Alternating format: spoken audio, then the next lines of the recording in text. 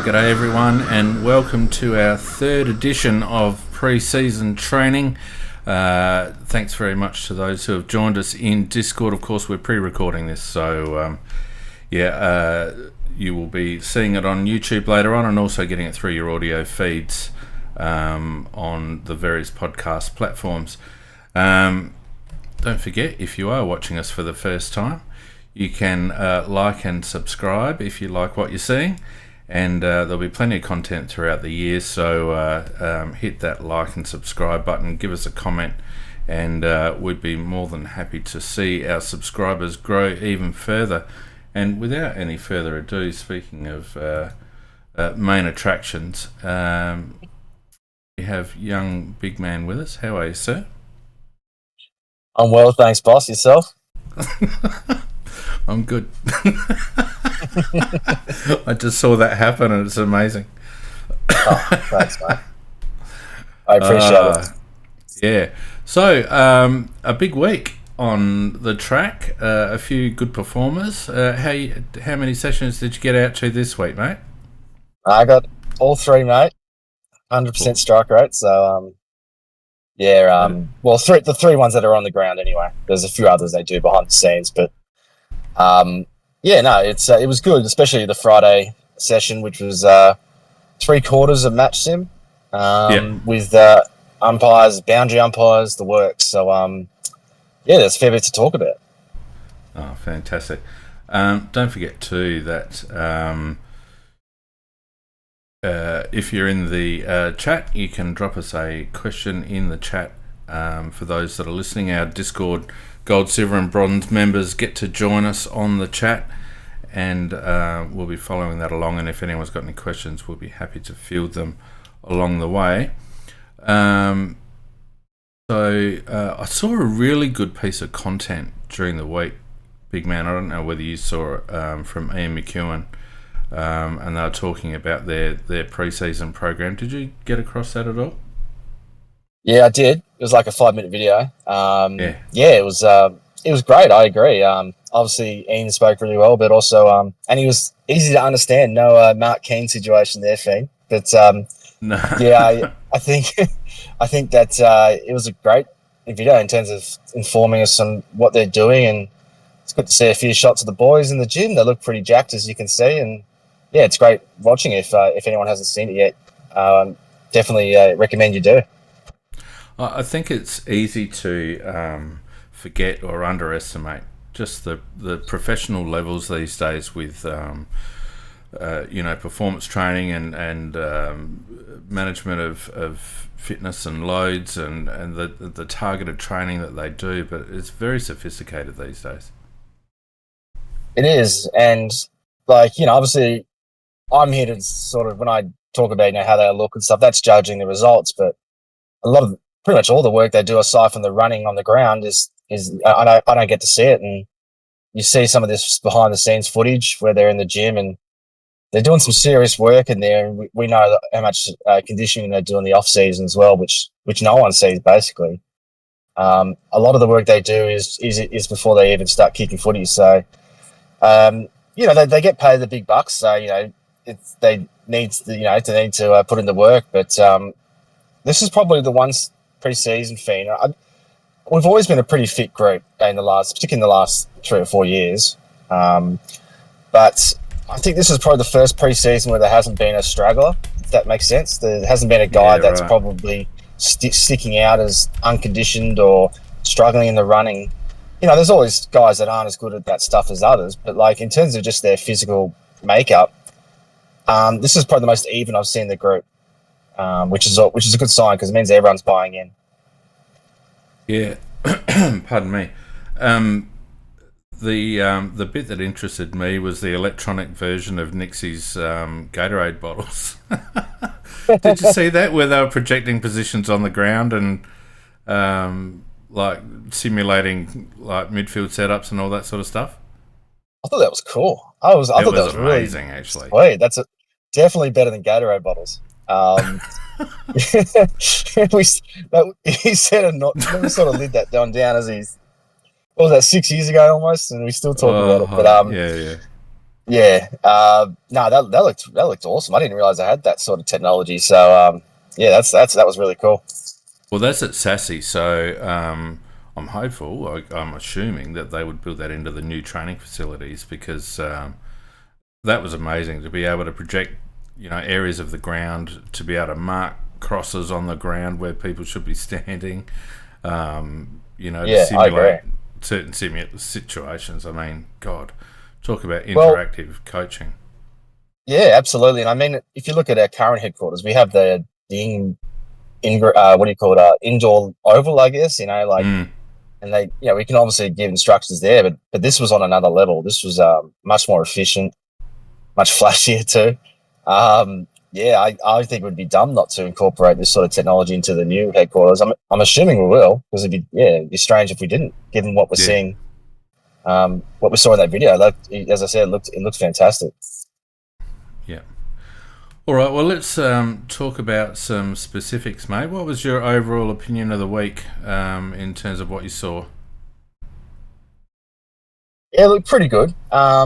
The one of the sessions was really windy, which makes things hard to judge because yeah, kicking to the southern end was a real struggle with some of the boys, Mm, even the good kickers at times. mm, Um, to be honest, like at this stage, like during the early stages of the preseason, every session's really interesting because you're seeing how the guys came back, what shape they're in, how they're running, if there's any injuries, how the new boys looking at the draftees and the trade guys.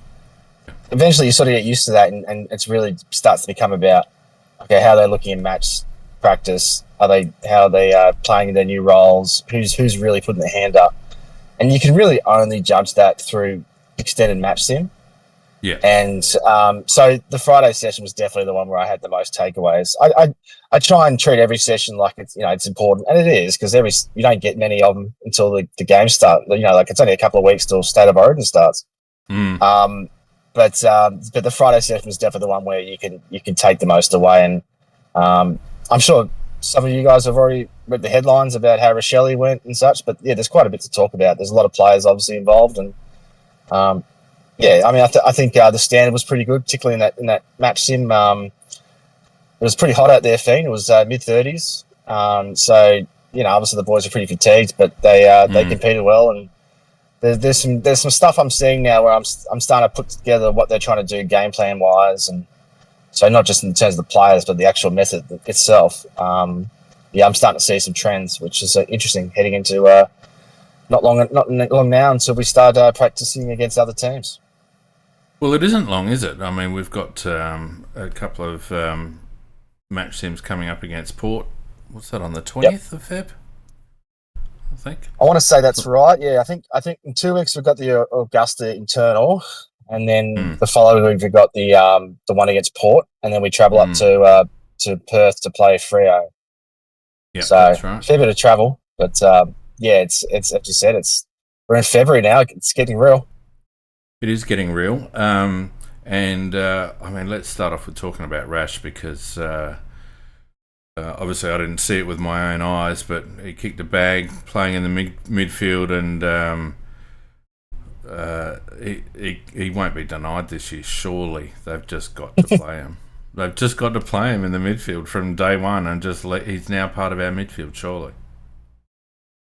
I think yeah. I mean, obviously, like first off, he was awesome. His inside work was okay. Like he didn't have like a massive amount of clearances as compared to a couple of the other boys, but he was just getting so much ball around the ground.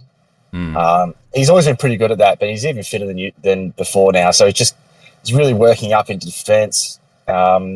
His kicking's beautiful as you know, and yeah, I mean there was a lot to like. 4 goals, a couple of them were pretty snazzy too, were they? and just his dynamic movement. I don't know if you've seen the footage, but this is one where he sort of zigzagged, and there's a couple of guys Yep. fell over themselves, and Yep. that you love to see that sort of stuff because aside from probably Isaac Rankin, we don't have heaps of that in the team. And yeah, no, he was fantastic. His kicking inside 50 in particular is such a weapon because he just knows what forwards like, and that's he doesn't absolutely just kick the leather off the boot. He really weights the Mm, ball nicely, and he's just got really nice touch on his kicks.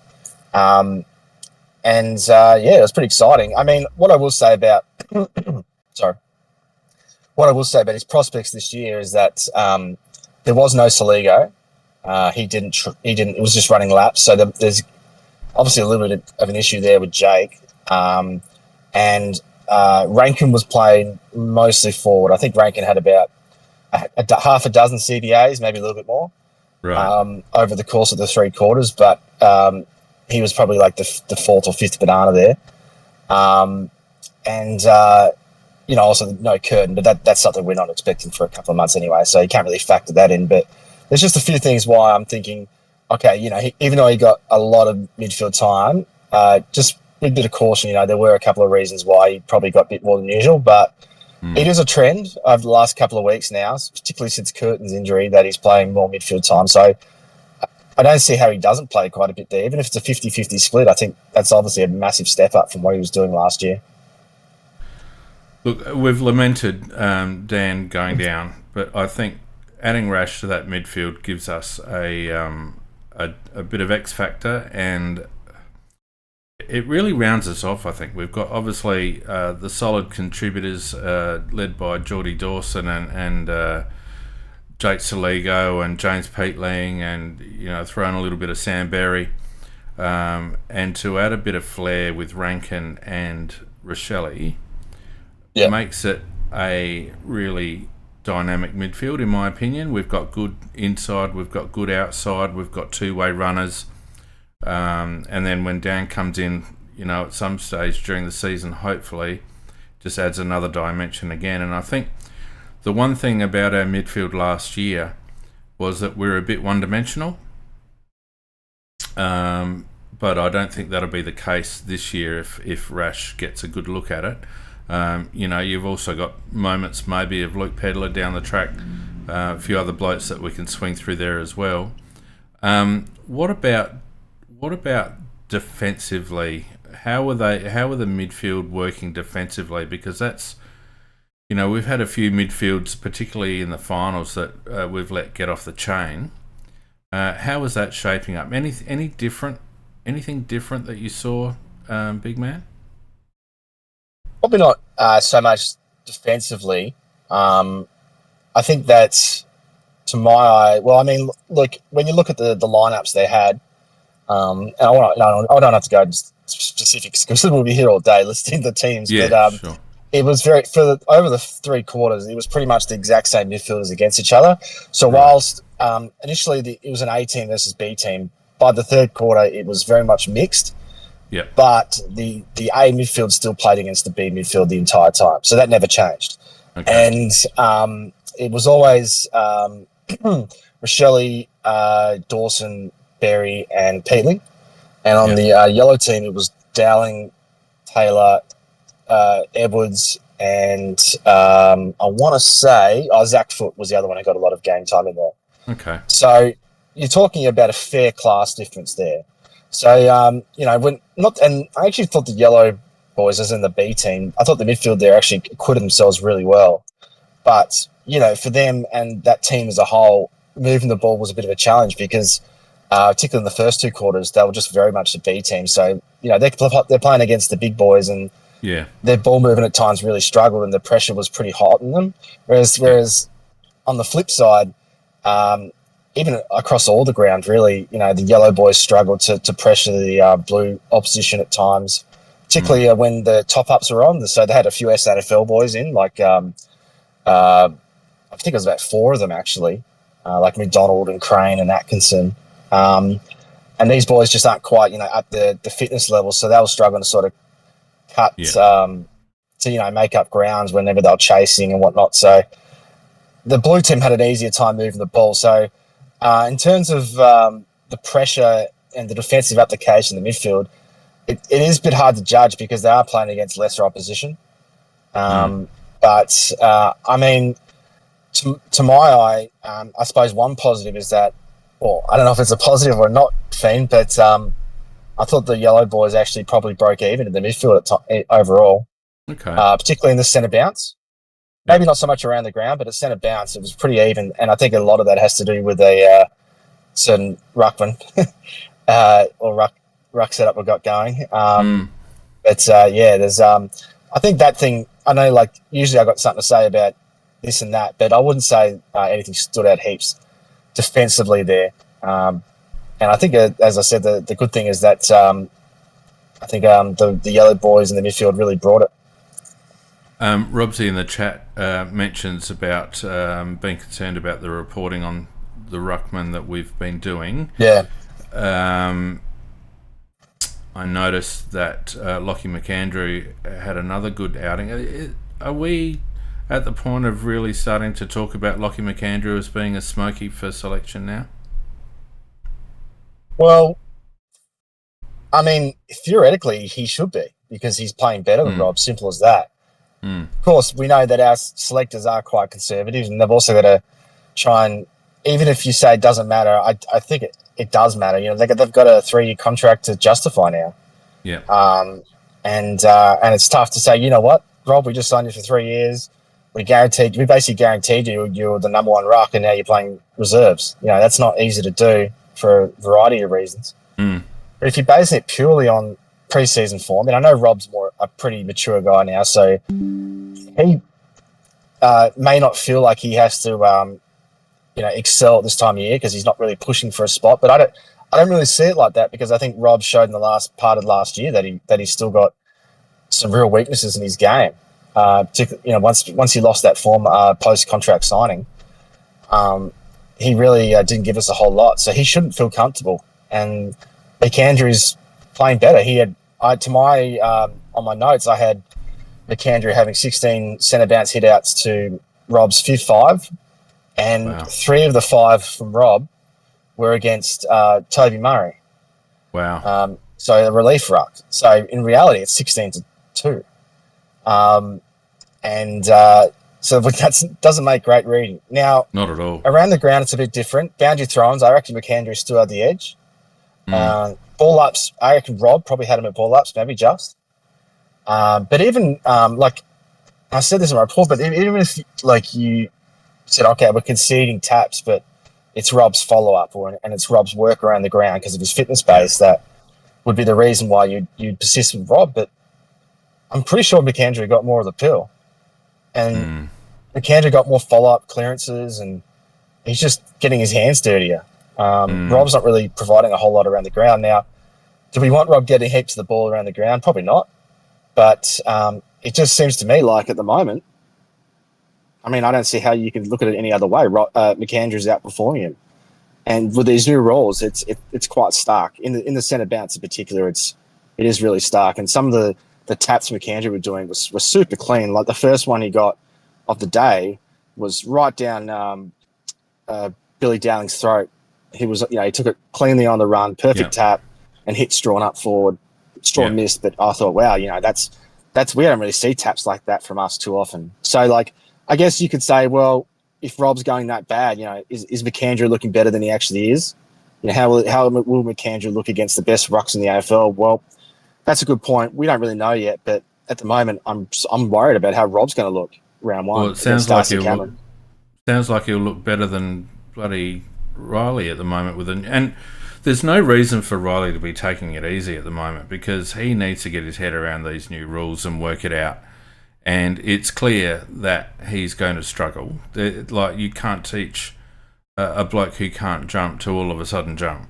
So it doesn't surprise me that he's good at around the ground work because, stoppage work, because he can get in amongst it with his body and wrestle and all the rest of it. He's always been a bit hit and miss around throw-ins. He's either really good or really bad, and his tapping can be on point at times and other times a bit indiscriminate. But I'm at the point where, and it would be concerning to me if Riley gets a gold pass and it costs us because, we saw against, say, Hawthorn in the finals last year how quickly they tore us up in the midfield when we started losing the rucks. And we just can't afford to have a losing ruckman in this sort of scenario because there are some teams that are really going to be able to take advantage of the new rules, and it could put us on the back foot. And Look, I think for the first 2 quarters of the match sim, the yellow team would have definitely broken even in the centre at the very least, despite having a much inferior midfield on paper. And a lot of Mm, that's because of McAndrew. And then the yeah. final term, they swapped sides. So Rob went to the B team and McAndrew went to the A team. And they started the A team won the majority of centre bounce clearances when McAndrew was in the ruck. So it's not just like a one time thing now though. I'm seeing this No. as a trend. Um, Now, I will preface it that I did have concerns last year about Rob. This time last year, McAndrew was beating Rob, and Rob ended up playing round one anyway. And after a bit of a slow start, he really got going, and we know he had a great season until the last third. But this time is a bit different because of those rule changes.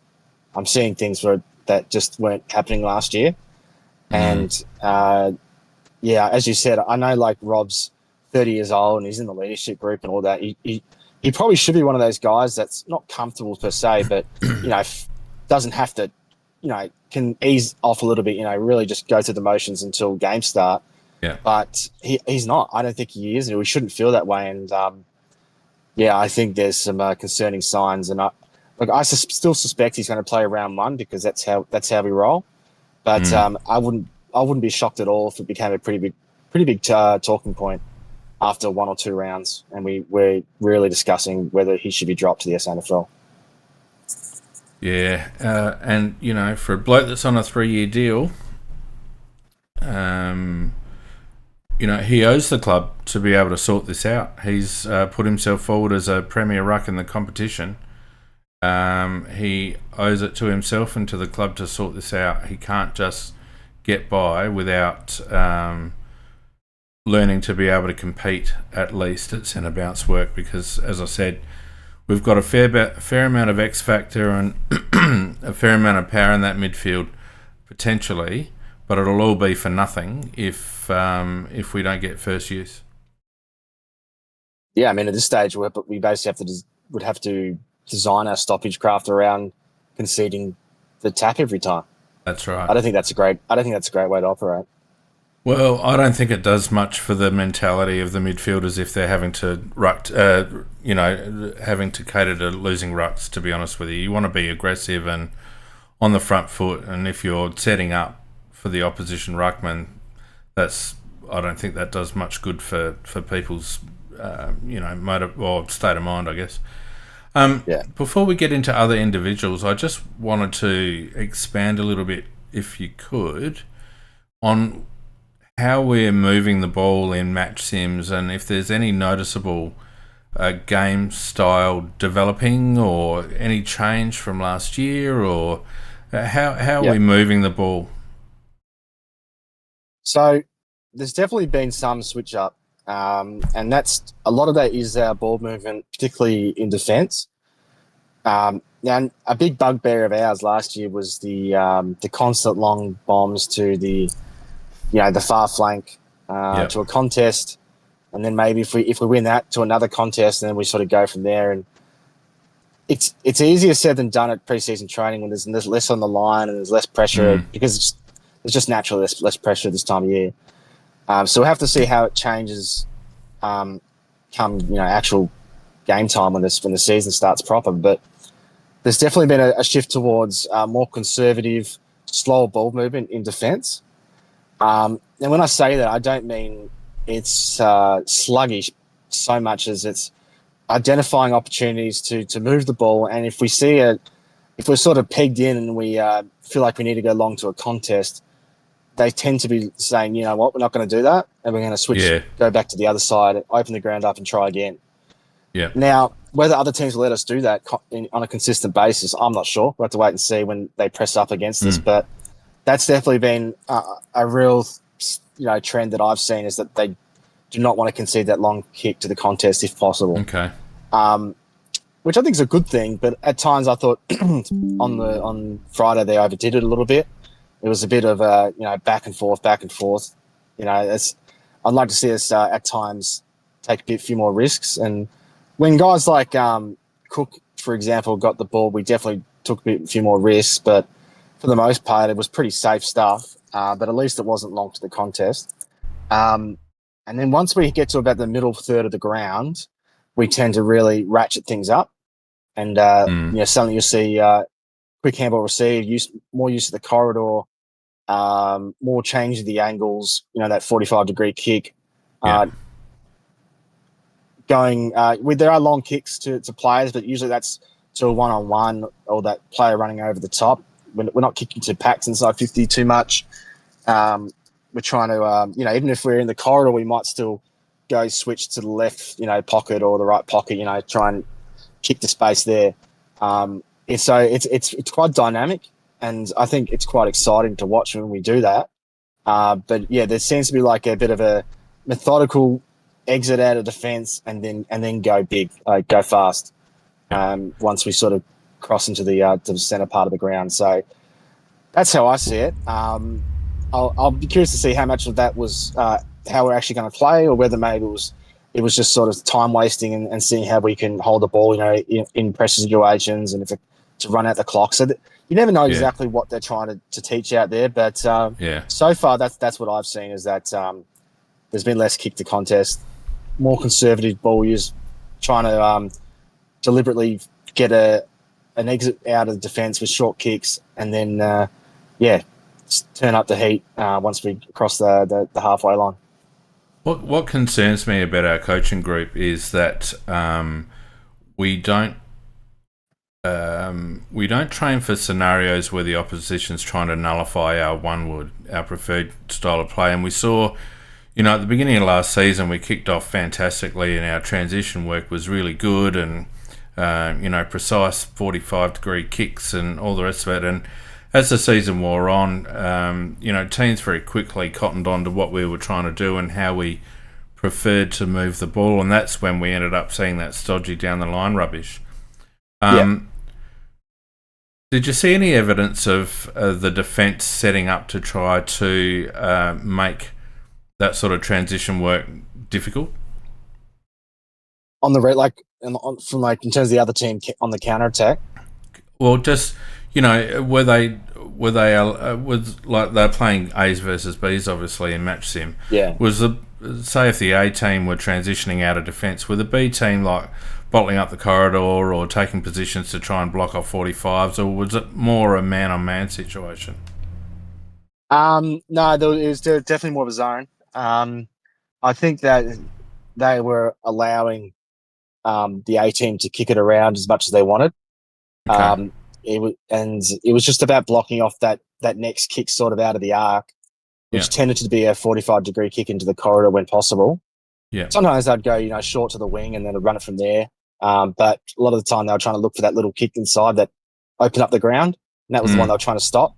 Sometimes they did get a hand in or they intercepted the ball, but other times they weren't either switched on enough or they just weren't good enough to sort of stop that.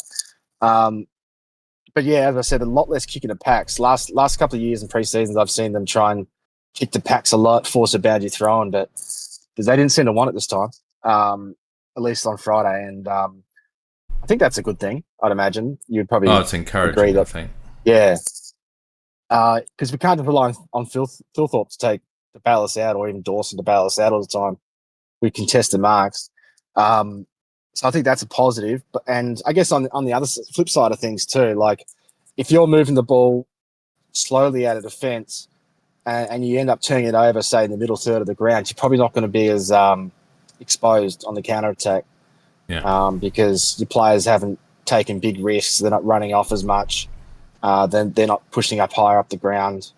So if we are going to go a bit ballistic, and if it's only in the forward half of the ground, you're probably not going to be as exposed as much if you turn it over and going the other way. So I can see what they're trying to do, and hopefully it works. I think the key is you need good kickers, Fang. And do we have them? Well, we're getting them. I think that's. I think we've improved a lot there. Yeah, I think that's the reason why Cook's back there as well. He's one that every time he got the ball on Friday, he hit a target. And they weren't always easy kicks too. And he was one who was willing to bite off the 45-degree kick into the corridor. Laird, guys like Laird and Bond aren't quite as good by foot, but there's some pretty good ball users back there, particularly when guys like Archie and Rachele push up high as well. So Yeah, it definitely it seems to be a bit of a change, and I'll have to wait and see if it keeps going and flows into the practice games against opposition from that's not just us. Yeah, I guess. Pardon me. Just to finish off on this particular point, our concern last year was that we became very subdued in our transition the longer the season went on, and certainly the last 3 or 4 games and then into the finals, we'd been sorted out significantly by opposition teams, and there were periods of games where we just couldn't seem to transition into our forward line. And when you've got such a weapon of a forward line and you can't get the ball efficiently there, then it kind of defeats the purpose. I think I like your comment about territory gain, and if it's a more considered approach, it doesn't have to be fast, as long as it's not slow with ball in hand. You've got to keep the ball moving. A bloke like Rory Laird will look 7 different ways and then kick a big a rain man to the pack. That's what we can't do. You just have to keep shifting the defence, and even if you're going back and forward 3 or 4 times, you're shifting the defence, and eventually you're going to find an opening. And it also means it's less fatiguing on the midfield because they're not up and back so much, because they're not having to defend turnovers as much. So if that's the way they're looking to play, then I think that's good, as long as they understand, and I'm sure they do, but it seems to be something that we don't train much for, that opposition aren't going to let us play the way we want to play, and we need to be able to counter that when those situations arise. Yep, and I think that'll be an interesting thing as to what opposition players do. Like, do they press up and not allow us to chip as much? But if they do that, then if we can get it over the top, our forwards are going to be obviously less. There's less flooding from the opposition, so our forwards have more space. On the flip side, if they allow us to chip it up, then obviously it does risk the opposition flooding our forward line and not allowing an easy kick inside 50, but at least it allows us to move the ball pretty easily up into about the midway point of the ground, because obviously they're going to be pressing back. So I'll be interested in how it goes there.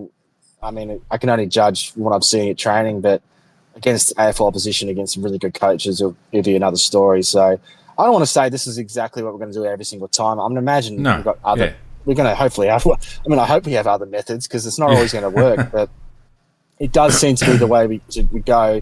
But it's not. Obviously there's going to be some byproducts of that, and as I said, one of them is that it just allows the opposition to flood our forward line, and that's going to make it hard for our forwards, particularly guys like Tex and Fogg, because they're not great contested marks. Yeah.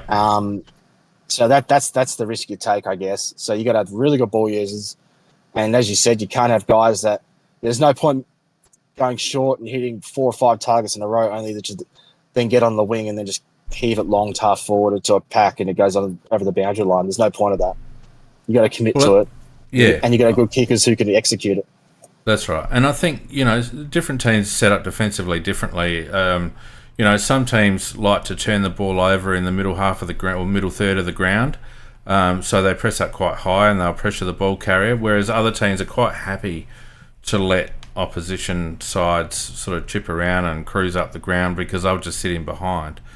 So again, another thing where opposition scouting is key, and being able to adapt to those situations is paramount. So we'll see how that develops.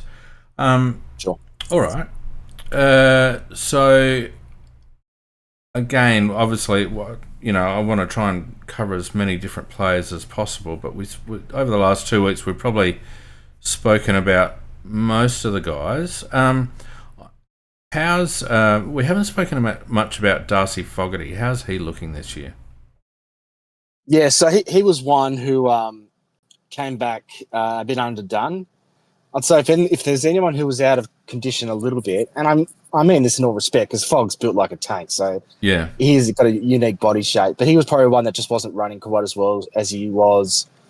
So he had, I think he had surgery in the off season, I want to say, on his shoulder, I think. And yeah, so I guess that restricted his running a bit, particularly once while I was healing. So he he's definitely not running quite as well, even just in his in the running portions after after match sim and at the end of training and such, as he was last year. So he's probably come from a little bit back, and I think it is affecting him a little bit in his football. He had a few shots on goal on the weekend, so he did get involved, but I wouldn't say he had a particularly great game. And he hasn't really starred much this pre-season. So I think hopefully he starts hitting his straps over the next few weeks, but he might be one that starts a bit slower. I don't think he's, put it this way, I don't think he's set to absolutely explode from round one. I think he's got a bit of work to do still. I think at this point we can trust Fogg, but we know when he's at his best is when he's really pushing high up the ground. I like when he plays that centre forward role because he's such a good ball user.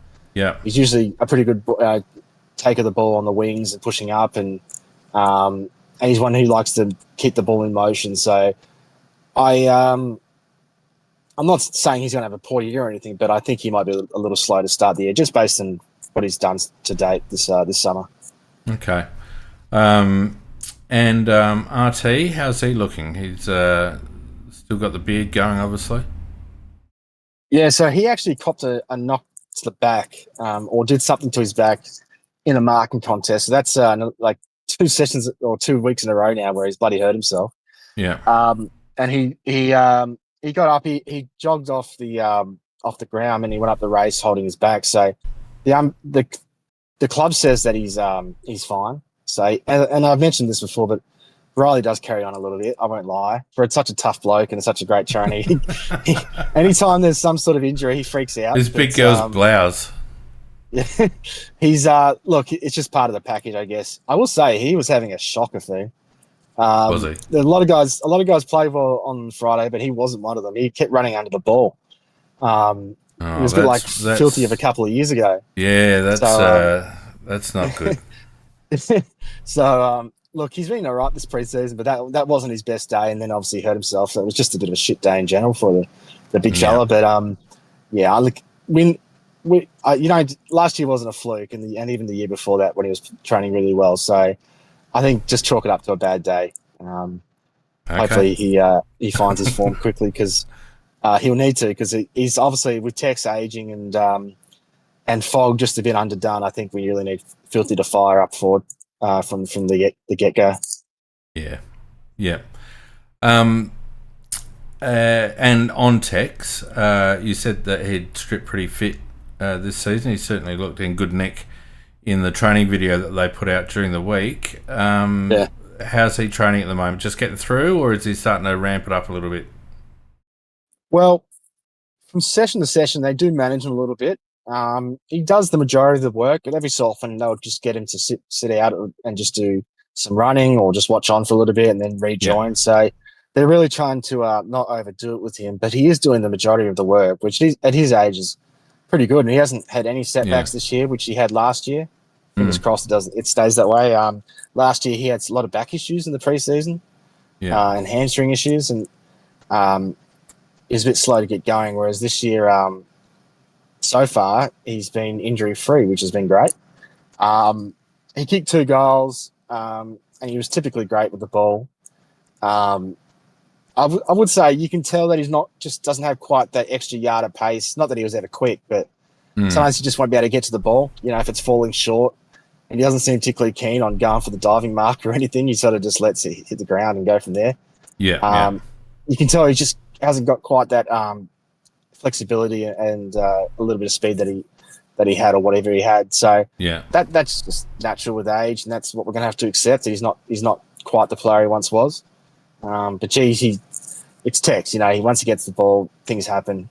And he's still a presence out there. His hands are pretty good overhead on the weekends or on Friday. So I think people should be reasonably optimistic about how he's going, because the most important thing is his body's been to date really healthy, which is a great sign. Yeah. Now the small forwards, of course, Rankin won't play round 1, but I'm sure that he's starting to ramp up. How's he looking? So he hurt himself on the same day Filthy did a week or so ago, and he hurt his knee, and he's had strapping on it since. and Okay. he's just not moving quite as well as he has this summer. Not He doesn't look sore. He's not running around with a limp, but he just doesn't look quite as quick, not quite as agile. Which I think is always hard when you have strapping in your knee. I can't imagine it's easy to be quite as free in your movements. Mm. So hopefully he is able to get rid of that soon. I hate strapping on knees, I'll be honest. And yeah, he was a bit fumbly. He just wasn't quite sharp. I mean, he still had a decent game, but they played him a lot more forward. He was dominating at this time last year, as this year he's not going quite as well. Oh, particularly since that knee injury. So, look, he's still got a lot of time till he can actually play. I mean, he'll play the preseason games, but he won't play round one. So I'm hoping he's another one that can sort of hit his form. I'm sounding like a bit of a Debbie Downer, but it's just reality. Like he wasn't as good as usual on Friday. So, and I think that one is because of that knee, and hopefully that's just a dicky little thing that sticks around for not too much longer, and he can get back to full fitness pretty quickly because we need him to. Yeah. And obviously Luke Pedler would be another small to medium-sized forward up there. Has he been getting much of a run? Yeah, so he's consistently been in the A team. I don't think I've seen him in the B team all summer, except for maybe one or two instances. But apart from that, no, he's definitely playing very deep and seems to be the pressure forward. Like that seems to be his go. Yeah. So he's laying some really big tackles. There was a great moment, Fiend, on Friday where he Big Mark Keane tried to sell some candy on Peds, and Peds said nah, and he just tackled him front on like a big bear hug, smacked him down on the ground. All the boys, cheered because, look, I'm sure they love Mark Keane, but Keeney's a bit of an asshole on the field. He knocks blokes and hits blokes late. So I think whenever he gets his comeuppance, people are pretty happy. So Boys don't that was a mind great moment. He kicked a goal from that too, Pedler. He kicked two. So look, he's just a bit of a highlights guy at the moment. He's not getting heaps of the ball, but he is hitting the scoreboard. He is laying tackles. He's an upgrade on Murphy because he can take marks, and he's more natural goal kicker. So I think it's positive signs, and the best thing is Fiend. He hasn't missed a session yet this summer. So that is good, which I've never seen so far. And we're in February now, so yes, there's still a bit of time for something bad to happen, but so far so good. Yeah, no, that's pleasing. I mean, I've got a lot of time for Luke, and he's another that can knock up getting clearances when he's in the middle. But it looks like that they've decided on a defensive forward role for him, at least for the most part. I don't mind it. I think if he, boss, I think that a lot of it has to do with Neil Bullen potentially playing more on the wing as well. Yeah, right. So with Neil Bullen moving up to the wing and in obviously Curtin's absence, and that was probably going to happen anyway because Curtin was destined to move into the guts. Yeah.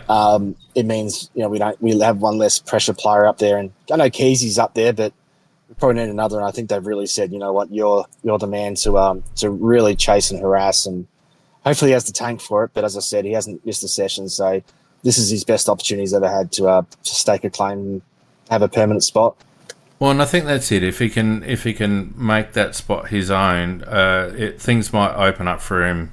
The further he gets into his career, he just needs a good run of 20-odd games a season with, maybe 20 goals and some really good defensive output. So that's good signs from Peds. You mentioned Keezy, still just light running for him with the hamstring?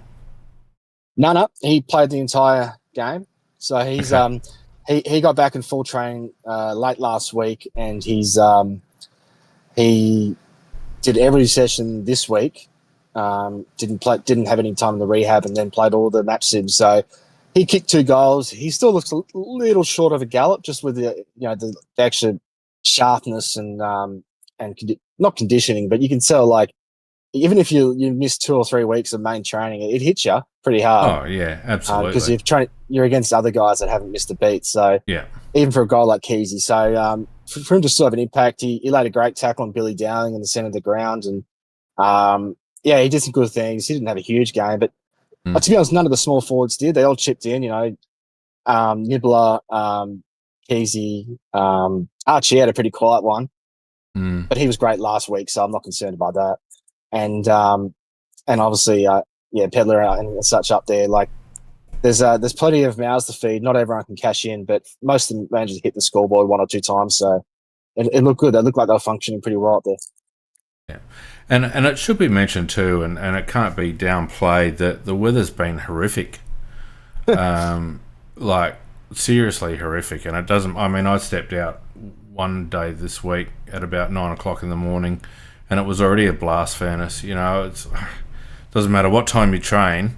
On days like that, you're going to get cooked. So, and I think it does, like consecutive hot days, it does sap your energy a little bit, and that seems to be a little bit consistent with what you're saying, that maybe a couple of boys just a tenth off with their energy levels. Not too concerned. I mean, you want them to get the work in their legs, and you want them to get through injury-free for the most part. And it sounds like, by and large, apart from a couple, that seems to be how things are heading. Yeah, it's a good point you make, boss, because like I think that with the with that temperature, like, it's a hot summer when like low 30s is considered reasonable. Yeah. Like, and then by the time they were playing that scratch match, it was low to mid 30s. By the end, they were doing running up and down after the game, and that went for about 20 minutes. And at that point, it was pushing 37, 38. So yeah. And on Monday, they were training at 40 degrees. So yeah, with a northerly wind too. Yeah, like how can you expect? And you know what it's like. I think one of the worst things, beside probably bitumen, particularly recently laid bitumen on a hot day, is grass. On a big oval, it can be really hot out there and draining. And when you're running around nonstop, you can have all the water you want, but you're still going to be really fatigued. And as I alluded to a bit earlier, it was a bit sloppy at stages this week, but I wouldn't be overly concerned. And I think a lot of that is to owe to the conditions. I'm guessing if we can have a couple of mid-20s days, the boys going to look really, really enjoy it and look really fresh out there. Yeah. So aside from that, anyone from the B team kind of taking a step or putting a hand up? We've talked about Braden Cook. We've talked about Charlie Edwards before. We've talked about a few of the others. Anyone sort of making a claim? Nankervis? Well, Cookie was actually Cookie was in the A team. Right. Okay. Which has been the case quite a bit. I'd say more often than not this preseason. Yep. Now, admittedly, Nank was in the B team because Nank had come off. So on Monday, he didn't actually train. He had back soreness. Okay. Both him and Saligo have been pretty managed this week. So I'm not sure. They live together, so I'm not sure what they got up to on the weekend, but they both pulled up sore. But so he didn't train at all on Monday. He did some running on Wednesday. Yeah. The good thing is he was still able to do the entire scratch match on Friday. So obviously it was not too bad. I was actually quite concerned about how he looked originally, but obviously there wasn't too much to worry about there. But it did mean he played in the B team, and he wasn't quite as sharp. He even got caught at one stage, which rarely happens. I think Alex Neilborn got him. So he was okay. He took some good intercept marks floating back, but I've seen him play better. Whereas Cookie was in the A team, and he got a bit more of it than he did last week, which was good to see. Part of that was, just them sharing it around like I was talking about. But he's one that, whenever he gets it, he hits a target. I think I've seen one bad kick from in any of this match sim over the last 3 weeks. Yeah. So he's a bit of a freak with the ball, and I think if he can play that sort of, I'm not saying he's going to be as good as Bailey Dale at all by any means, but if he can play that sort of Bailey Dale role, I think that would make a big difference to us because he does have some pace, and he's such a great ball user, and he makes good decisions. So I like what they're doing, and I think the coaches are liking what he's doing. And I think this, I'd actually be surprised now if he wasn't playing round one, depending on injuries, and obviously. Yeah. But I think he might be in front of Pedler. He might be in front of Nankervis. I'm not sure, but I still prefer Nank. I think Nank's more competitive, but yep. Well, the question I want to ask you is he in front of Millerer? Because the thing about Wayne is that he, when he's on song, he goes all right, but he can be quiet. Yeah. But also, he doesn't like biting off more than he can chew with his kicking. He's always that real little chippy pass and, hot potato kind of thing. Whereas it sounds like Braden is a bit more aggressive and damaging by foot. I agree that he is, but I will say that Miller didn't actually play in the scratch match, so he was one that didn't play in it. So it was a few boys who didn't. It was Saligo, Draper, obviously, and Miller was the other one. Yeah. And Oscar Ryan as well. He didn't. He actually wasn't there at training, so I'm not sure what happened there. But with Wayne, like he's been in the A team every time and usually starting on the ground, whereas Cook might be on the bench. So I still think Wayne's still considered ahead of him. I agree, though. I think Cook's a better kick, but Wayne's been doing it for longer, and we still have to wait and see whether Cook gets exposed one-on-one and defensively. I think Wayne's pretty good at that, particularly in the back half of the year. He was really good in that 1v1 situation, even aerially, for a not particularly tall guy. And Cookie's got a bit to prove there, but I'm seeing good signs. So, I'm floating that out there because I think that Cookie's going under the radar at the moment in general because, he's obviously not a big name by any means. And a lot of people are giving up on him, but I think it's looking good, Finn. I'll have to wait and see. All right, now, you were going to say about somebody? Charlie Edwards. That's right. Yep. Yeah. So, because you're talking about the B team guys. So he played bulk midfield. He actually didn't play anywhere else but midfield. Okay. Now, last week I said he was disappointing, and that sort of flowed into this week. He was sort of having the same issues.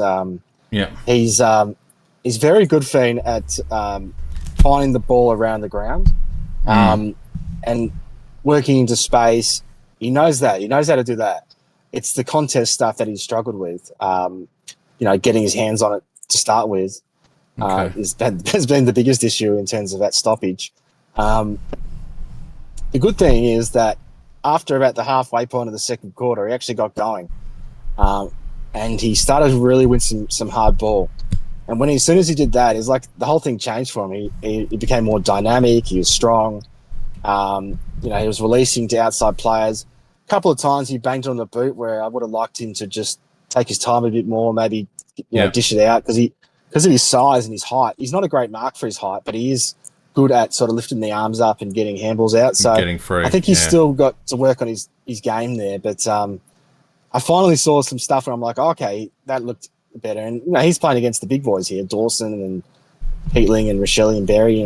So they're pretty decent players. So it was good to see him actually do some stuff. And by the end, he would have had a fair amount of the pill, both easy and hard pill. So that was a good sign. I like to see more of that. Any input from the coaches, like during match sim? Do you see them get around these younger lads and give them direction, or is that more for afterwards? No, you do. Like I saw before the match, I saw it was Nixie having a big chat to Billy Dowling.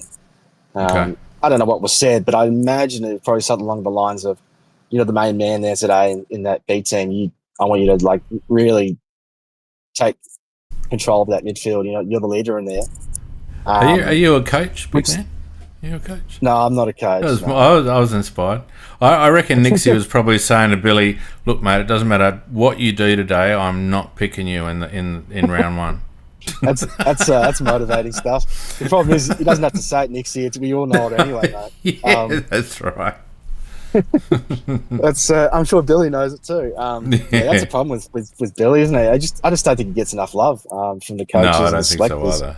I mean, he had to absolutely barnstorm the SNFL last year twice in a row. Like both games, he had nearly 40 touches and multiple goals, and then he finally got a gig.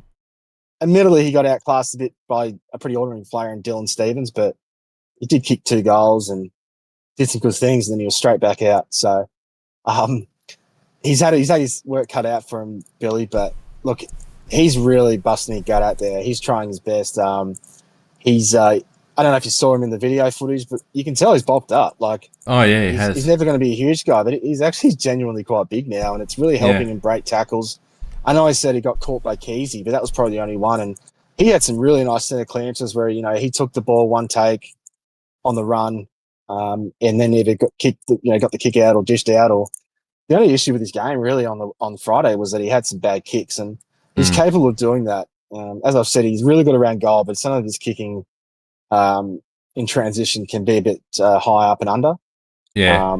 He's got a bit to work on there. I don't know if he's ever been a great field kick, but I still really like what he's doing. And we're in terms of those wing roles, which he's not playing wing at all right now. He's playing on ball strictly. Yeah.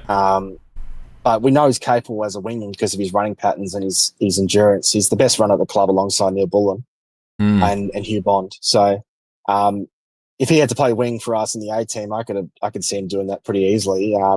We do seem to prefer Chase Jones there. Chase has always been the number one guy, after Isaac Cumming on that wing. And Chase was pretty good, particularly early in the first quarter. He's always been pretty good around goals, Chase. He's good snap kick for goal out of stoppage, and he's good set shot. So I like when he pushes up forward and kicks goals, but he just doesn't get much of the ball in transition, and that's something Billy does do. So I just wonder if we're missing a trick there, and I think the wings as a whole are going to be a pretty interesting discussion as we head into round one, because I don't know exactly how we're going to line up there, but if you had to ask me at the moment, just based on how the lineups have been in pre-season, it's Chase is ahead of the others, like Scholl and Dowling and whatnot, for that wing spot. And I think that's going to be an area of contention, because I think a lot of us have probably given up on Chase in some ways. Well, I mean, we were talking about last week, weren't we? And I think we've got to move on from Chase, to be honest with you. But, I mean, look, if he can make that position his, then well and good, but I don't see it. I wonder whether Dowling's a bit one pace for that position, but you're right, he does get involved on transition, and that's what you want, and he's got good endurance. But it really is up for grabs, particularly with Dan Curtin's situation, and there's no real standout, I would say. So it's really there for the taking for someone that wants to take it. I'd say it's a weakness, wouldn't it? At this point, it's a weakness of our list. Yeah, I think so. I don't think we have to beat around the bush there. We've got some good, in terms of our forward line, it's up there with the best. I'd say it's probably only second best to maybe Geelong in the league. And our defence is built solidly over the last 5 years, and I think at this point we're pretty happy. Even if we don't have a gun half back, we still have some really good intercept players back there, and some pretty tidy ball users. And our midfield will be good in time, but at the moment it's mostly injury hit. It's definitely the most injury hit of our area, but that wing spot, I know we've got one winger got Cumming who played well on the weekend, but a lot of his best work was done floating into defence. So he's a natural defender in my position. Yeah, that's his natural habitat. So it looks great back there when he gets. So that was no surprise, but we got one. He's sort of been pigeonholed into that spot where he's not a natural wingman, and on the other side we've got a vacated spot there with Dan Curtin, and that we don't really have a natural player to fill. So I can't see how it's anything but a weakness in our side. Hopefully it doesn't hurt us too much. I'd agree with that. And it is a bit of a hybrid role these days. The midfield, we don't play positions like we used to. It's more of a revolving door and all that. But, when we're trying to shoehorn Isaac coming into a wing spot, when Blind Freddie can see that he's great behind the ball and running straight lines behind the ball, Lockie Scholl's not going to make it, in my view. Chase Jones is not going to make it, in my view. I've got high hopes for Nankervis on a wing, but a lot of his best work has been behind the ball as well. So you're right, mate. It is a weakness, but it's also an area where a young lad can step up and really, like Pedlar's done up forward with that defensive forward spot. There's an opportunity there for a younger lad to say, all right, well, that's going to be my spot now. Even a bloke like Zach Taylor, big man, could slot into that sort of a role. I'll talk about Milk soon. The only thing is that with the wing spot, they are playing Neil Bourne quite a bit there as well. So he typically, if Chase isn't in there, they've got Neil Bourne in there.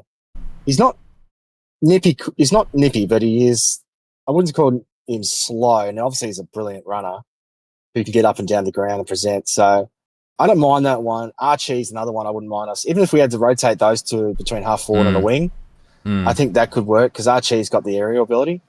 So if you need a bail out at times, he's one that can really compete in the air, particularly for his height. So, and we know he's actually played some good games there for Brisbane. So maybe it's one of those, if we don't commit to chase there, which we might not, then it's maybe it's just up for grabs, and it's sort of a rotating spot between Archie, Neil Bullen, and maybe someone else, like a Sligo or a Peatling at times or whatever. So, it seems to be a bit of a work in progress, that spot. I don't know if we made our decision yet exactly what we're going to do. We're sort of trying a few things out. All right. Someone in the chat asked about Sam Berry. So how's he travelling? Yeah, so obviously Rachele got all the plaudits on Friday for his game, but in terms of a pure midfield inside role, I thought Berry was the best. His clearance work was really sharp. He got heaps of it, both at stoppage and also around the ground. His kicking was really good. He had one or two shanks, but that's sort of what you get with Sam. He's not always the most consistent ball drop, but I thought he was really, really tidy out there and quite dynamic. He had a couple of times where he took the game on with some bounces, and he's pretty quick out there. And maybe it's because I don't know. Maybe our rest of the midfield so slow that we make Berry look quick, but we know he's actually got some burst speed, and he's got a good first 5 steps, Sam. Yeah, and there was a fair bit to like. It looked nothing like the player we saw in the finals last year, where I think we were pretty flat about how he played. So he's a bit of an enigma, Berry, because I've seen him do this before at training, and then sometimes it doesn't always reflect in how he plays at AFL level. And that's up to him to sort of bridge that gap. Like it's one thing to do it against Billy Dowling and Charlie Edwards, who haven't played much footy at all. But it's another thing to do it against Lockie Neal or Jai Newcomb or Nick Dacos, all these guys. There's such a class above, and that's where he's going to have some trouble. But I mean, he couldn't have done much more on Friday. I think he was second best on ground in my eye, and in terms of that pure ball-winning midfielder, he was the best. So that should be at least a very good confidence boost for him. And he hasn't really put a foot wrong this summer. He looks super fit out there, really lean, and it looks like he's going to give it his best shot because it is a contract year from memory for Sam as well. So it's his last chance as well. So and he's got an opportunity with Curtin out and Rankin missing round one and Draper not playing. It's pretty thin up there, and we need him to step up because I'm almost certain he's going to be out there round one. He's pretty much played the A team all summer basically. Well, let's not forget that no Matt Crouch either to crowd up that inside midfield spot. And I mean, fans of the cast will know that I'm a fan of Sam's. He let himself down in finals, but he had a pretty good year apart from that, in my opinion. He's always been a bit of a victim to selection. I think he's had a stilted development pathway. He's still a young midfielder. He's unfashionable. He's not flashy, but he's a workhorse. And those blokes tend to, make things a bit easier for the blokes around them. If Sam's in getting the ball and making clearances, that means that Dawson doesn't have to do it, or Peatling doesn't have to do it, and that means that we can release those blokes to more hybrid inside-out roles. So, I'm happy to hear that Sam's going well, and I hope they back him in at least for the foreseeable in terms of our main inside mid, because we need him, and I personally think he's got the ability. He's never going to be an A-grade standout elite midfielder from that perspective, but he doesn't need to be. He doesn't need to be, in my opinion. Yeah, well, I mean, if it gives any indication, and I will preface it by saying no Saligo on Friday, but first centre bounce was Dawson, Rachele, Berry. So, I think I'd be shocked if he wasn't playing round one. So I think he's going to get an early opportunity to prove himself at least. That's good. We have not spoken at all about, speaking of the wings, about Lachie Sholl the whole season. We haven't spoken. I mean, I remembered the other day that he was still on our list, but does he have any part to play apart from just being a backup? I don't think so, does he? It's a tough one with Lockie because on paper he actually he's actually proven himself at the level. He's won 2 Rising Star nominations. He's had multiple games. And when I say multiple, I mean quite a few. Whereas he's had up to 30 plus touches, and he can kick goals from the wing. And we know he's a good kick, particularly on his left. Which I don't think he knows he's a left footer, but he actually is a left footer. He's more damaging kick on that left. He tends to loft a bit too much on his right, but that's another tangent for another day. But I think with Lockie, the problem is that as seasons have gone on, he's been exposed for his lack of power and strength, and he just can't compete against more dynamic, stronger players that he's up against, even on the wing. And last year he was actually pretty much consistently in the 18 because he was coming off a pretty damn good year the year before in 2024. And then he hurt his knee in a training incident.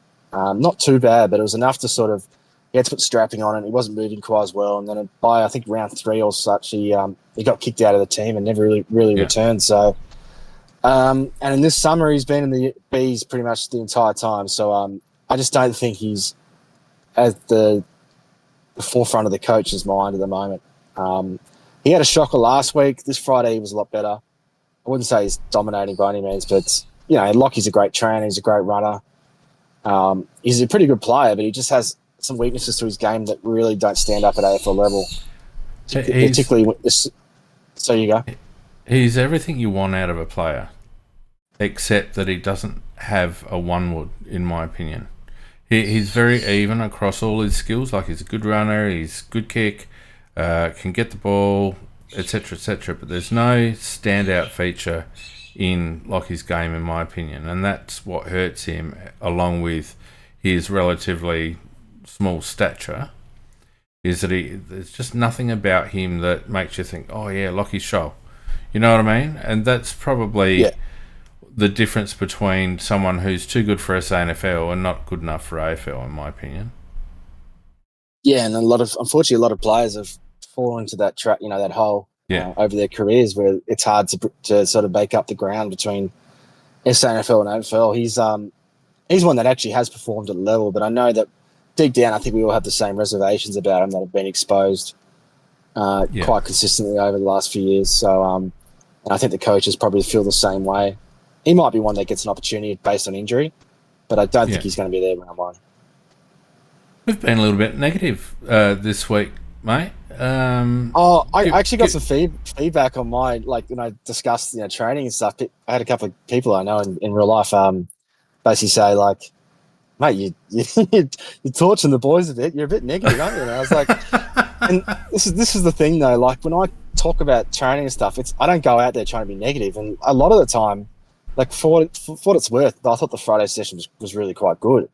But I hate reading training reports, boss. Where that I read them and everyone's bloody awesome. Everyone's starring. And we're talking about pretty ordinary teams here. There's a couple of teams where I've been reading their reports from other people, and I'm like, are you going to win the flag this year or something? You seriously, why did you only win 6 games last year when you're supposed to be this awesome based on what you're telling me? Not everyone can be that great. And don't forget, you're also training against your own people. So the better your squad, the harder it is to stand out. 100%. So I try to provide a bit of balance, and maybe sometimes I nitpick a bit much, but I'm trying to say turf whipper things that I see that they'll probably end up seeing anyway for themselves. So I don't want to sort of lure them into a false sense of security about these players where they think they're awesome and fully fully rounded players, but no, everyone's got some stuff to work on, and I just try and highlight those. Certainly. Wasn't a criticism, mate. Wasn't a criticism at all, and I actually because I probably should take it too hard, not to heart, but I should also acknowledge it too. Maybe I am being a bit negative when I don't want to give that impression, because I actually thought the boys are looking pretty good, and unfortunately we're just a bit I would call it undermanned because everyone has injuries, but it's hard to be fully excited because a lot of our young gun talent is on the sidelines, particularly in the midfield, which always flattens things a bit, because I think that's where a lot of our star power is going to come from. Yeah, Well, it's one of the reasons why I wanted to talk to you this week about more about game planning and stuff that you see in match sim, because as I said, the weather's been terrible. You got blokes at various stages in their pre-season programs, a couple of little injury setbacks, etc., and a few blokes that are probably just getting through the work without really needing to stand out. And you're right. At the end of the day, pre-season training is all about the miles and the legs, really. Like, to put it in an old school term. It's about miles in the legs and the coaches imprinting a game plan that they want to play, or a couple of different styles that they want to play, without the pressure of playing against opposition that want to kill you. And like you rightly point out, playing against your teammates, even if you've got license to go hard, you know everything about them. And generally, particularly if you're playing an A versus B situation, if you're in the A team, you're playing against blokes that are maybe just a step off or a little bit young still or whatever. So it doesn't mean a huge amount. Look, for mine, these training reports have been really insightful, and I'm grateful that we've got access to you, mate, that you're able to give us the information. Defensively, like we've talked about, Geordie Butts and Mark Keane and Nick Murray back there. How have they been configured down back with those three? So this is the one that's always tough with the defenders, because the key defenders sometimes play on the opposite team because they want to match up against the best forwards. So they might actually go on the B team because they want to play against the A team forwards, if that makes sense.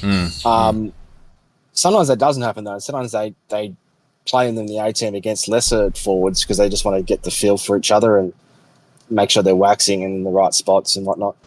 Yeah. So they're always a bit hard to judge it as to who's preferred, but it does seem to me like it's Keane, Worrell and Murray. Okay. Butsy's had opportunities here or there, but I just feel like Murray's the one that they're going to go with early days. And Muzz looked good on the weekend. Like, he's moving pretty well. He's pretty agile, which is the most important thing. That's good to hear. And he's competing is Murray, so he's going to compete. He's probably going to hurt some blokes along the way. And he's not obviously the most polished performer, but I haven't seen anything from lately to worry about. Of course, the thing with Murray is that all it just takes is one little knee issue and suddenly his game falls apart a bit, because he just relies so much on that leap of his and his dynamic movement. Take that away and he hasn't got many other tricks. So I think in terms of round one selection, I mean, at this stage, like, you start to get a feel for what they're going to go with, and I'm pretty certain that he's in front of Butts at the moment. So unless something changes, I can't see that. I see Butts having to start in the reserves, and maybe he has to wait until an injury, or if Murray just doesn't perform. It's such a quandary, isn't it? Because I've got a lot of time for Jordan Butts, and I think hopefully they take a bit of a horses for courses approach with him. I also feel like we can use Mark Keane a little bit more aggressively than just a key defender. It'd be nice to have, in my opinion, it'd be nice to have all three of them in the side. But I understand with Josh Worrell as well there, that makes us really, really tall down back. But I'm sure Geordie's going to get opportunities against the bigger forwards over time. You'd hope so. Well, we did stave off a bit of interest in him during the off-season, if I'm not mistaken. So we clearly want him in our squad. It'll be interesting to see how that plays out. It's good to hear that Nick's starting to free up a bit, because he had a pretty slow recovery from that knee. It didn't seem to go particularly smoothly. No. And he was very, unidirectional, whatever the word is, not unidirectional. He could only go one way. I know what you're saying. Had no lateral movement, is what I'm trying to say. So it's good to hear that he's starting to free up a bit. Yeah, and the thing with Butts is that he's going to be the first one in. I mean, Borlow's played a right on the weekend, but Butts is easily in front of him in terms of next cab off the rank. So as a depth option, he's bloody great to have on the list. But he's gonna want to be more than that. So that's the tricky thing. And you mentioned about the tall blokes. I hope we play a horses for courses role there. Going to the season, but if Murray's in good form or someone else is in good form, you can't.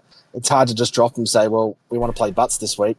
Yeah. And that's an issue you run into during a season. It's easy to say it now, but when the whips are cracking, it's hard to make those changes. And that's probably one thing we do give up, having Murray in the team and not Butts, is that extra bit of height. Yeah, it's only a few centimetres, but I think it adds up, and particularly against how some of the tall guys like Darcy, who Butts played really quite well against before he got hurt.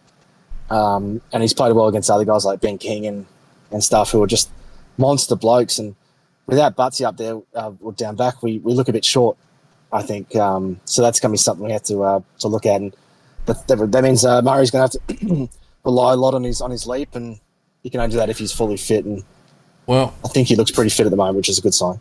See, that's Geordie's strength. The fact he can stay with those big blokes, and he doesn't usually allow them, unless he gets blocked out, doesn't usually allow them to put too much yardage on him.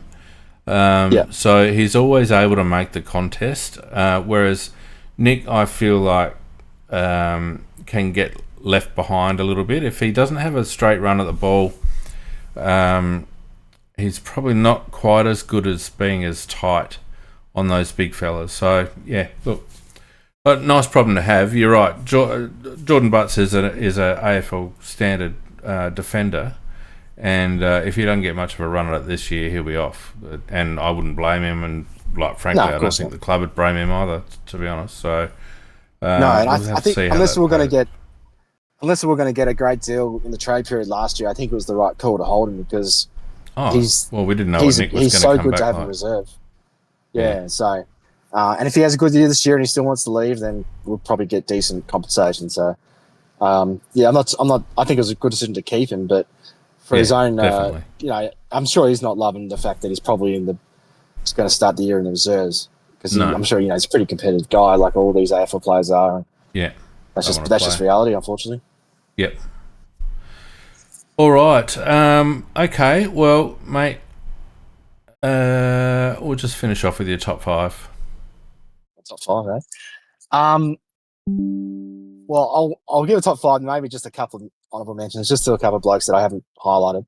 I didn't know I know we talked to pretty much everyone, but some guys need some time in the sun, I think. So Rachele was obviously number one, and he was number one throughout the entire week, to be honest. He's been pre-season king, hasn't he? Yeah, and I suppose with Curtin out now, he's sort of the next one where everyone's sort of looking at, and he's going to get a lot of hype going to the season, particularly in the way he's going at the moment. And I think he'll embrace that. I still want to see a bit more in terms of his actual inside work. I think there were others who probably did better in the clearances and everything on the Friday, but in terms of pure skill and dynamicism, he was the best on ground, and he was the best of the week. Barry, I mentioned before, he's putting together a pretty good summer, and I think we all still have some reservations about him based on what we saw last year, but we also know he's quite capable. So it's now or never for him, and he's one that is a big watch, but I think he's going to get the opportunity. I'll chuck in Braden Cook, because I think with Cookie, he's one that knows it's now or never, and a bit like Barry, but he hasn't been given as much opportunity. But I think there were signs last year that he actually was the penny had dropped a bit, and I've been really quite impressed with him in this new role, and it just seems like the coaches are willing to give him an opportunity. We'll have to wait and see how that pans out. He's going to obviously have to play well in the pre-season games, but if he does, I think he's probably there in round one. And I suspect it's going to be two out of Nank, Bonds, and Cook for that. Out of those three, maybe two of them make the team. Based unless the injuries really hit. So he's going to have to work for it. But I think he's actually in the frame, which is great for him. And I think for us, if we can get the ball in his hands, he makes such a difference. He's a difference maker with his kicking. Beyond that, Been look, I mean, you can go through a host of players, but they're probably the main ones. Just thinking of all the players in my head at the moment. I mean, I am pretty bullish on Archie, but he had a quiet one on the weekend on Friday. But I mean, I sort of stated this multiple times now, but I think we should be really comfortable with his role in the team. And I think what he does also is that with him up there, even with no ranking in round one, it really does allow Rachele to play more midfield time. Because, you say even on against Collingwood in round one, there's no ranking, but Rachele still plays midfield. You still have Keys, Neilball, and Archie up forward as the smalls, and Pedler. Now, are any of them as good as Rachele? Probably not. I mean, Archie's probably the closest, but probably not. So you are giving up a little bit there, but it's not nearly as much as what we had to give up last year. And he's such a really dynamic player who's sort of got a really well-rounded game. So I think he just not only does he give us another quality player, but he allows a guy like Rachele to play more midfield, which is, I think, it's going to be important for us. I can't help but mention Lockie McAndrew, like we talked about in the Ruck before. He's putting in the work and he's getting the job done at the moment. I know we have concerns about Rob, but there's two sides to every coin, and he's really performing quite well. Like he's getting it done out there, and he gives us a different look compared to what we had. Yeah, you talk about fringe players sort of stepping up. He's actually probably the one, isn't he, at the moment? Of him and probably Cook and Nankervis are probably the three fringe players that are really putting their hands up. Yeah, I think they're the main guys. I chuck Bond in there, but as well, who's sort of played a bit, quite a bit late, but he's another one pushing for that spot. Who's had a good summer, but yeah, Lockie's. I mean, I want to see how he goes against the best players.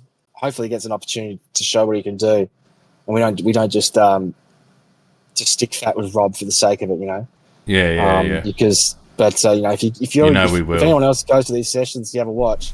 I'm sure you'll see what I'm seeing. Like it's pretty obvious. It's sometimes with Ruck contests, you can't always tell who got the tap, but you can bloody tell these one. That set of bounce, which is always it's a worry, but it's also a great sign from Lockie that he's really giving Rob a shake for that spot. So, the upside is, mate, that at least we've got someone, because that you probably couldn't say that over the last couple of years. At least we do have a genuine backup for Riley O'Brien, because Kieran. What's his bloody name? Strawn? Strawny. Probably, like, as good as he was at SANFL level, he probably wasn't up to it at AFL level. Whereas it looks like Lockie's got a bit of promise. So, we're probably better placed there. I think that the main issue there will be, particularly if Riley doesn't perform, is the selectors. Yeah.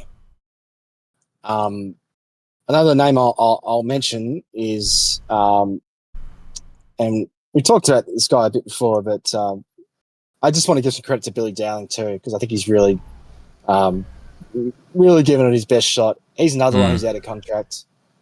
I think he's been starved of opportunity, and I think that this time last year in pre-season, he was really quiet. He wasn't having much influence at all.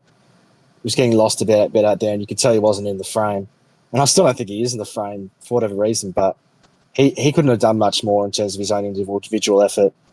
He's changing his game for this new role, and that's not easy to do when he's not built naturally like a big inside mid, but he's really what it's done is that it's really improved his contest work. He's breaking tackles. He's taking more ground ball. He's doing all this stuff that he wasn't able to do in the previous years. He just wasn't a very good inside midfielder, but he's actually changed his game, and he's actually pretty good in there at the moment. We know what he can do on the outside. So, shout out to Billy, and they're probably the main ones. Fiend. There was something else I was going to mention too. I'm just rolling through the numbers in my head, but Mark Keane was great in the scratch match too. Just quietly, right. He took multiple intercept marks where he just stood there and everyone fell around him, but he just kept his feet. He's got really soft hands. Which sometimes gets him in trouble when he takes them too lightly and they go through his hands into his stomach. But most of the time the ball fits in like a glove. He's one who just doesn't fumble. He's a bit of him and Worrell. Between him and Worrell, they take the kick ins, and they're both really the generals down there, particularly when moving the ball. But some of his marking on the weekend was great, really good. So he's another one. I think that's the main ones. I mentioned Milk before. Milk, it's funny, he hasn't trained at all with the midfield pretty much all pre-season, but both the last 2 of the 3 last scratch matches, he's played majority midfield. Okay. And I actually thought, so that was good to see him get an opportunity in there, and I actually thought he handled himself really well. He's another one who just needs to get a bit more pill, but geez, he's good in tight. Like, I know I'm a bit of a fanboy, so caveat with that. But I hadn't noticed that. He was really solid. His hands are super clean. He's really good. He always just waits for the right option. He doesn't panic. Sometimes he can look a little casual out there, but for the most part, he's just so clean and clever with the ball, and he's one that's so good around stoppage that I just hope that we give enough time in there. Otherwise, I just don't see how he gets in the team. Now, Consuelo in the chat rightly points out that how did we miss this guy? Mitch Marsh. Not a word, not a peep out of you, big man. Yeah. Look, the bloke had a really quiet game. He barely touched it, unfortunately. Right. Which, after last week where he had a pretty good showing, actually even played some A-team stuff. He just looked really tired and flat out there, I won't lie. Yeah, I think the heat might have got to him, which he's not the only bloke, and he's just a kid. It's his first AFL pre-season, mate. Yeah, so he just wasn't able to cover the ground and get involved as much, and he might need a little bit of a rest, even if it's just a session or 2 off. Like they're doing that with Archie Ludovic, who he's a bit of a conundrum. Archie, he'll drop a sitter, but then he'll take a really nice mark. He will shank a kick, and then he'll kick a really nice goal. I'm not saying he's like Finbar. He's a bit different to Finbar. He's really nice, quite an athletically pleasing player to watch. But he just if he can get his hands right, I think we've actually got a player there, because he does compete, and he's quite a silky mover. But he just needs to get confidence in his hands. Sometimes he goes for chest marks when he shouldn't. He goes for take them on an outstretch, and he'll drop them. And just finding his obviously, feet. I'm not expecting him to take pack marks at the moment, because he's just a kid and he's a skinny kid at that. But even just the ones that uncontested marks, sometimes he'll just drop ones where I'm like, come on, mate. But I actually think we've got something there, which the pick 50s are pretty exciting. 100%. I know we're pretty much going through everyone, but I'll just mention Finbar as well. So Finbar has never played in the A's yet this summer, so I don't think he's in the frame for round 1 unless something changes. But in terms of what he's actually doing out there, it's hard not to like Finn. He really does compete. He goes really hard at it. He jumps at everything, and his hands weren't the best on the weekend, but he ended up clunking a couple, and he kicked 2 goals. One of them was from 50 metres on the boundary, so I don't know how he did that. I've seen him shake the ball straight in front, but he only, that's just how it goes sometimes. But what I do like about him is that I don't think I've seen anyone on our list for quite some time who is just so committed to the ball in the air as Finbar. Well, Nick Murray's probably the other one. Yeah, but as a forward, it's okay. when it's you're not just the spoil, but to actually take the mark and just go for it like he does. It's something else. So it's great to see. You don't see it too much from the Crows over the last decade or two, really. So he's I'm not sure thing with him. He's going to have his detractors and stuff, but I really do like what he brings with his commitment and his energy, and he even got a little bit of ruck time on the weekend. So I think that he might be the next cab off the rank if we get injured up forward. I think so. So he's actually done some things that have impressed me, even though I wasn't too crash hot on his recruitment. And he's hard to watch at times, just the way he runs, and he's the opposite of Ludovic. He's not aesthetically pleasing by any means, but there must have been a reason why they wanted to pluck him. I mean, he was such a left field pickup. It's like, someone's seen something, or someone's earmarked him for some particular role. So good on him for putting every foot forward. All right, mate, we're going to wind it up here. That's good. And it's been